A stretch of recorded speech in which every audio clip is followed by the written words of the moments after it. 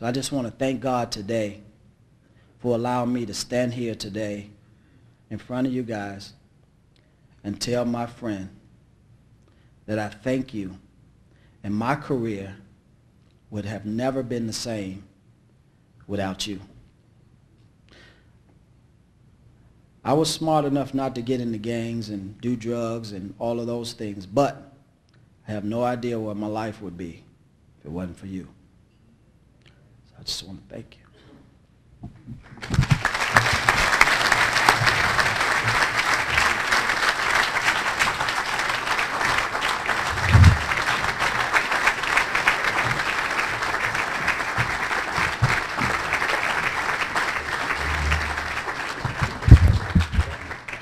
There's not too much you can say about Senator Shatter that hasn't already been said, but I got one up on most people.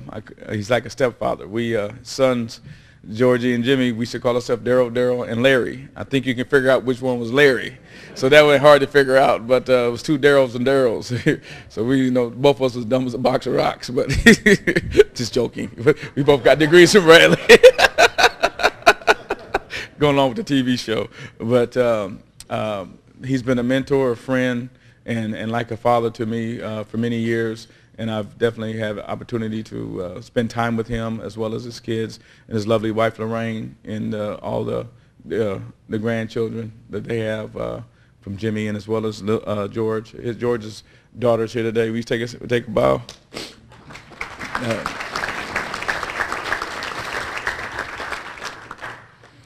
But I've had a distinct honor to be able to spend a lot of time with him over the years, and he's really helped me through the good and through the bad. So those are just some words that most people can't put together in words, but I'm able to do that.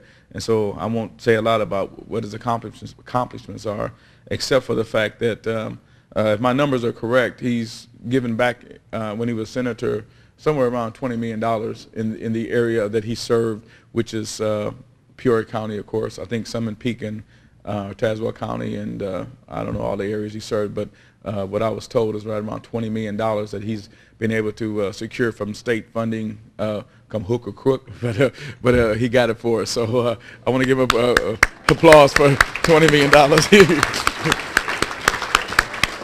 More importantly to me is over $2 million he's given to the neighborhoods, and that's Carver Center. I know over 500,000. He's given Community Action Agency over 300 with a food bank. He's given over 400,000 to the Boys and Girls Club.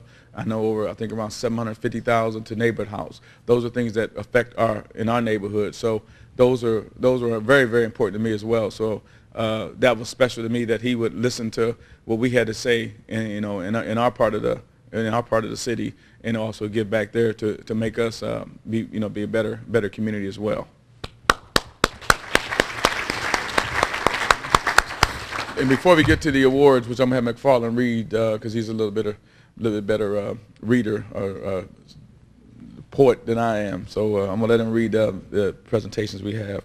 But I just want to give a special thanks to McFarland for his staff. I was on a run this week with St. Jude, a little run walk. It was kind of difficult, but I went Wednesday and with the mayor artist and finished up Saturday, so I didn't get a chance to do as much with the camp and the luncheon as I would want to. But I still take your donations.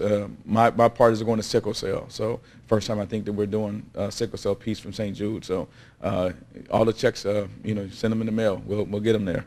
But McFarland and his staff at Community Action Agency have done an outstanding job as to make this happen. Like I said, we haven't had this many people in the room for 3 or 4 years. I think Jerry West was the last time we had this many people. So I think it's a tribute to his staff as well as the people around and Willie Scott, of course, and Coach Versace.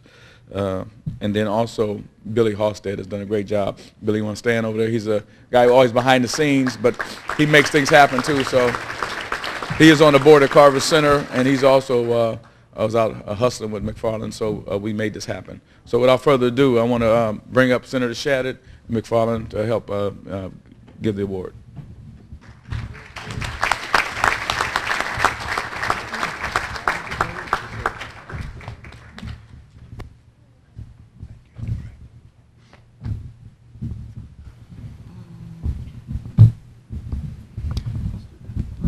You can kind of tell that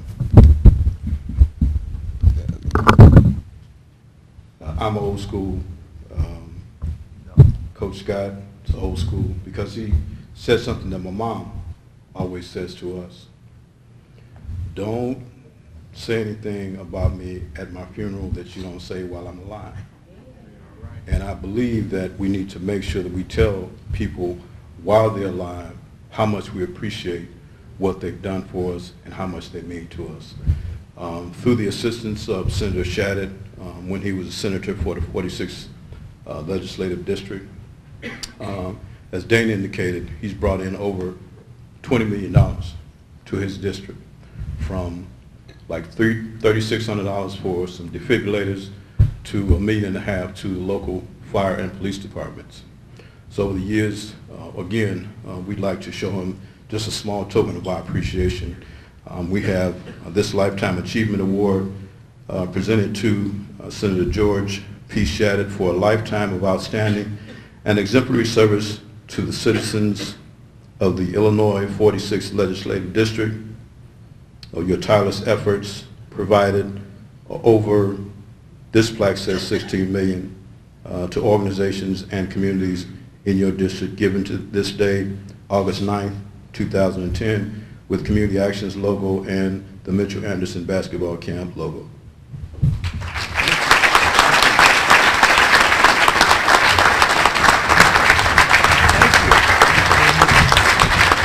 You know, I've got, and I don't want to belabor this, I don't want to step here too long, but, you know, Carver Community Center has been a good thing for our community for so many years and had so many good people as their director. I think if my memory serves me correct, and Henry Harper was the first one a long time ago. Am I correct? Yeah. And he did a fantastic job. And then I think it was Irma Davis, who also did a great job for our community. And then Percy Baker, and they all held those positions for many, many years and did a great job. And that's why Carver Center is still there, and that's why they also need help. Everybody's got to be involved. Everybody has to be involved. You can't leave it up to one or two people in the community, and the rest of us just sit on our hands and shake our head. We've got to get involved to make sure we get things done and done in the right way. I was fortunate enough to be in what I've done in my life, and first I was a police officer for about 24 years, and then I was the sheriff for quite a while because of you folks, and then a state senator. And I've got several people I want to name, if you don't mind. One of them was John Timms, who was my partner. And he was my partner in the early 60s when I think most of you folks knew that everything was up in arms, especially in the schools. And they put him and I together. I think it's because they didn't like us, first of all, to put us in charge of the schools to make sure everything was kept quiet. But John and I fooled him, I think. We worked together about 6, 7 years. And I think we did a pretty good job. And John, you were the greatest partner that I worked with when I was on the police department. I just want you to know that because I could rely on you.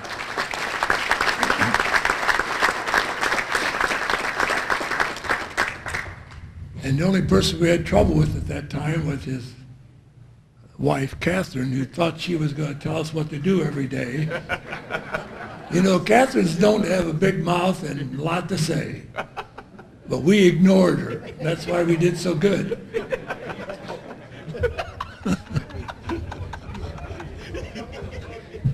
I told her, I said, Catherine, you know, you think you're running the show and you really aren't.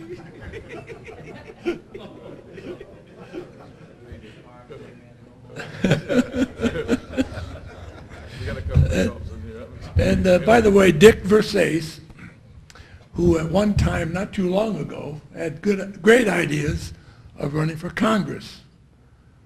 And I was sort of given the responsibility to talk him into running and make sure he did everything and make sure he raised a lot of money and all these other things. And, you know, Dick, you'd have been a hell of a congressman. I'm sorry you dropped out of that, but I think he would have done a great job for us.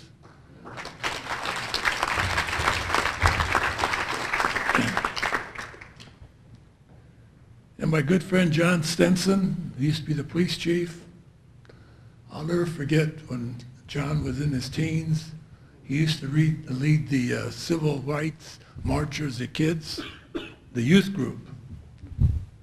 And so one day I'm standing in uniform with a bunch of other cops, and we're watching them parade up and down the streets, and one white cop nudged me. He says, "What's that white guy doing leading that parade?" I said, "There ain't no white guy, that's John Stinson." Anyway, he just looked at me like, this guy doesn't know what the hell he's talking about. Anyway, John did a great job, and John, we're still working to get you back on the parole board so they won't let all them people out that shouldn't be out.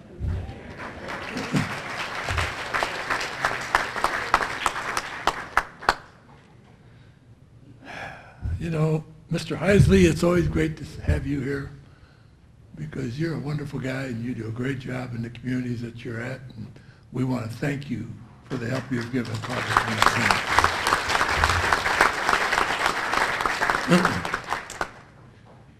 And my good friend, my stepson, Dana Davis, you know, Dana's a real guy. He's the real stuff. You folks who know Dana know he's the kind of guy that never forgot where he came from and what he's got to do from where he came from. He's never forgot the people in Peoria, and he won't forget them. Some people forget where they come from, and you never hear from them. But Dana Davis has done so much for this community. A lot of you folks, I think, all understand it because that's why you're here. But a lot of people don't understand what all Dana does. Dana, it's nice to have you as a stepson.